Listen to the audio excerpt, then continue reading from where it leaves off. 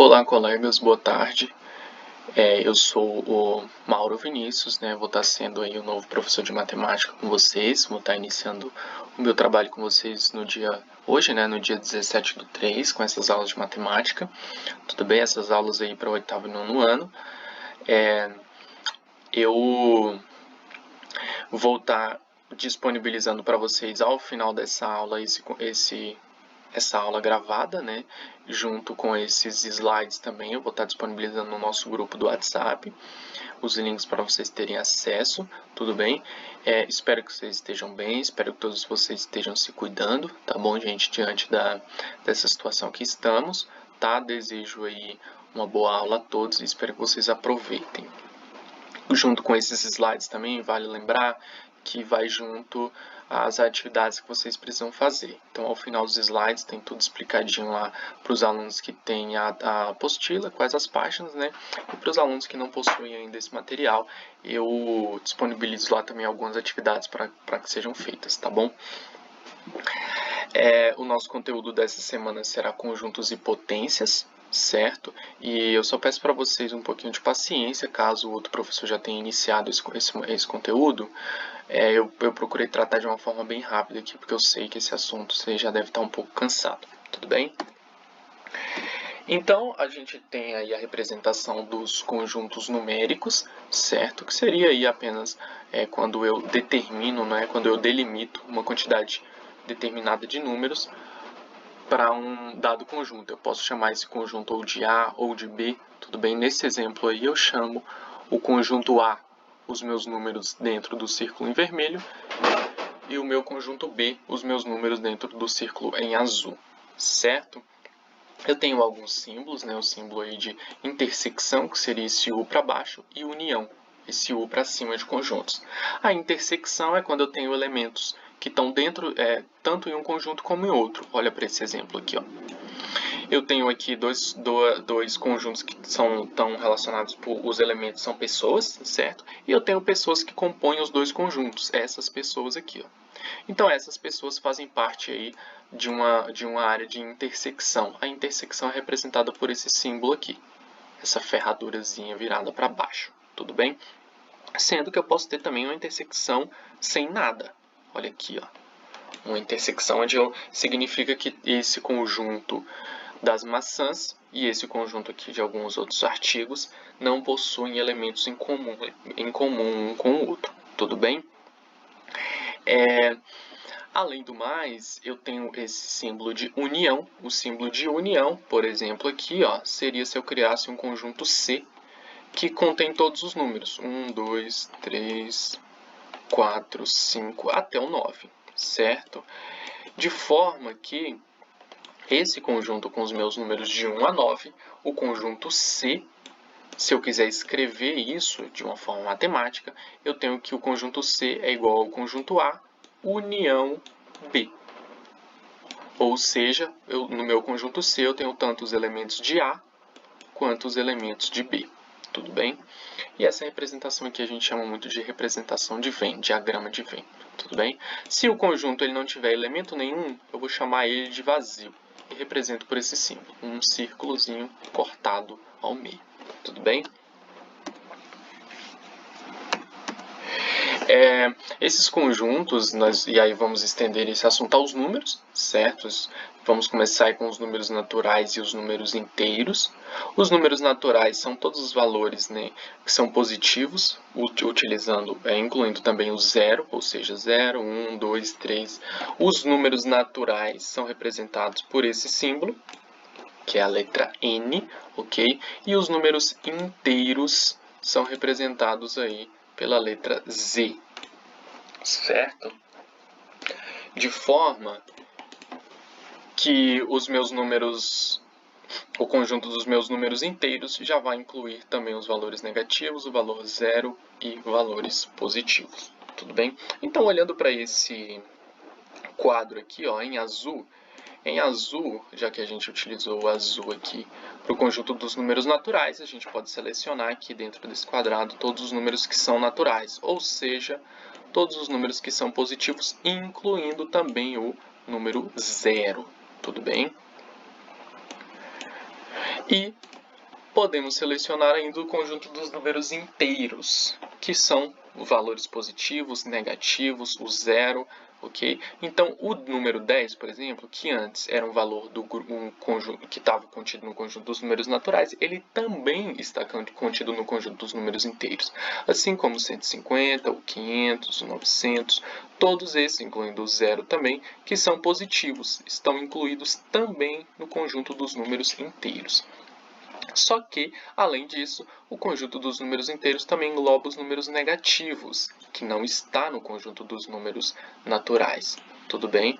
Então, aí, apenas os números negativos selecionados em laranja, tá? Essa representação, esse diagrama de Venn aqui, ele só diz pra gente o seguinte. Significa o seguinte, esse conjuntão maior aqui, esse círculo maior, ele vai representar o conjunto dos meus números inteiros, que é representado pela letra Z. E dentro do conjunto dos números inteiros, eu vou ter conjunto dos números naturais, representado pela letra N. Então, veja bem, dentro desse círculo maior, eu vou ter aí um círculo menor que contém apenas os números naturais, certo?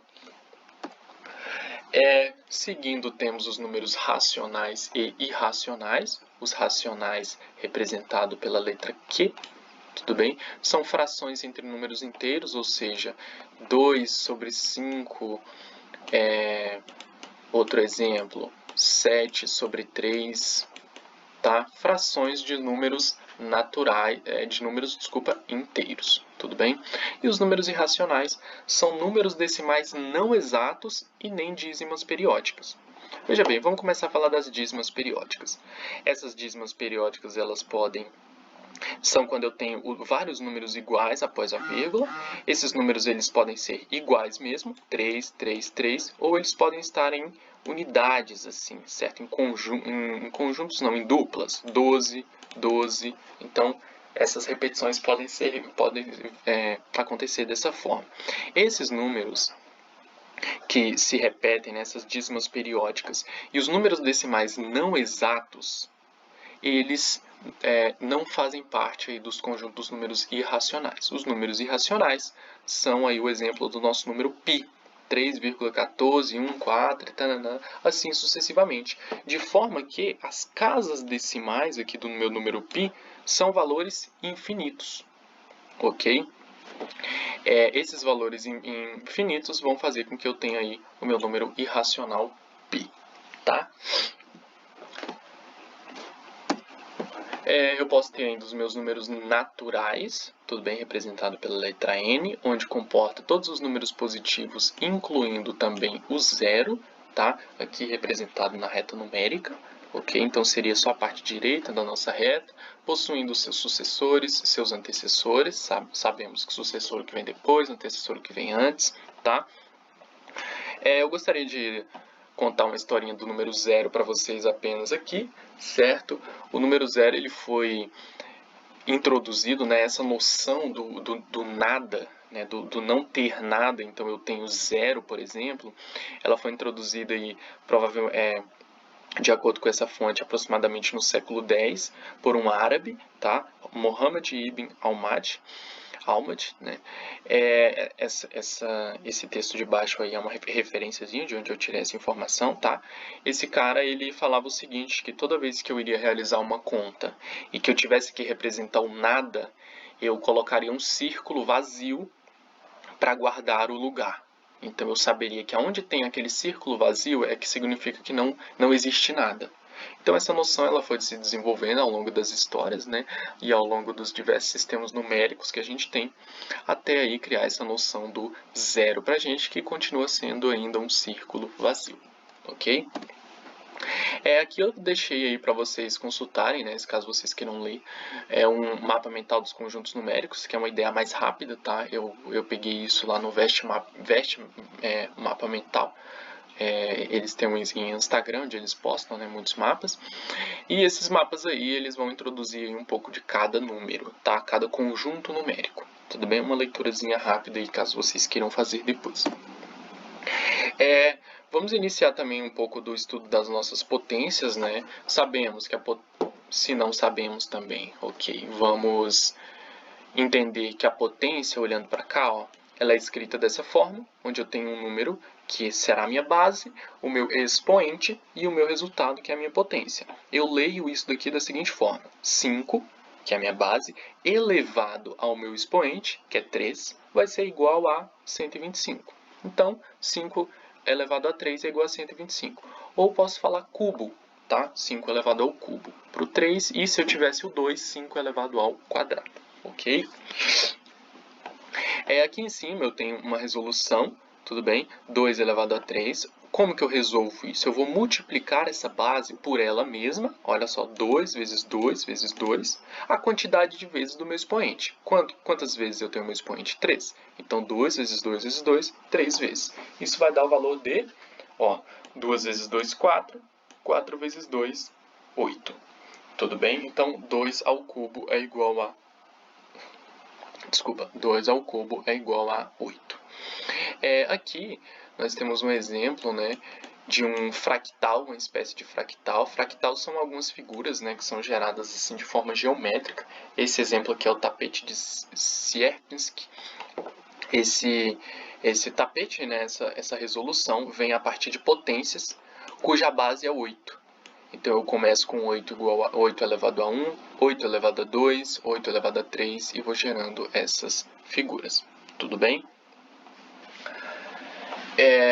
Agora, eu trouxe aqui para a gente resolver um desafiozinho interessante também, né? Que seria a gente estar aplicando essa potência ao nosso conceito de porcentagem, tudo bem? Então, 20% equivale a quanto? Veja bem, 20% é 20 sobre 100.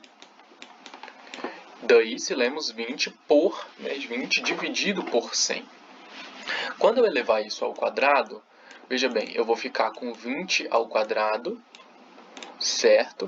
Sobre 100 ao quadrado. Quando eu elevo uma fração ao quadrado, eu vou elevar tanto o meu numerador quanto o meu denominador. Tudo bem? 20 ao quadrado, spoiler para vocês, é igual a 400. E o meu 100 ao quadrado é igual a 10.000, tudo bem? Quando eu tenho essa divisão de valores com essas quantidades de zero, né, e eu não tenho nenhuma soma, nenhuma subtração aqui, eu posso anular o zero, se eu tenho 2 em cima, 2 embaixo, tudo bem?